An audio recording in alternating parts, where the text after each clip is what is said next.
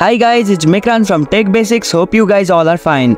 Login in Bank Asia career is quite easy. Open your web browser. Launch your preferred web browser like Google Chrome, Opera, Safari, etc. on your computer. Go to Bank Asia career page. Type Bank Asia career into the address bar of your web browser and click on the official link in the search result. Navigate to login section. Once you are on Bank Asia career homepage, look for the sign in section. This is located at top middle of the page. Enter your credential. In the login section, you will find field where you can enter your username and password. After entering your login credential, click on the login or sign in button to proceed. Complete the security verification if required. For enhanced security, you may be prompted to complete a security verification process such as entering one-time verification code sent to your registered email or phone number. Once logged in, you will be directed to your Bank Asia career dashboard. Here you can explore various career opportunities available within the organization. You can browse job openings, update your profile, submit application and track the status of your application. That's it, you have successfully logged into your Bank Asia career account and now begin exploring and applying for job opportunities within the organization. If you found this video to be useful, press that like button and comment down below if you have any question. Also for more tutorials, subscribe us.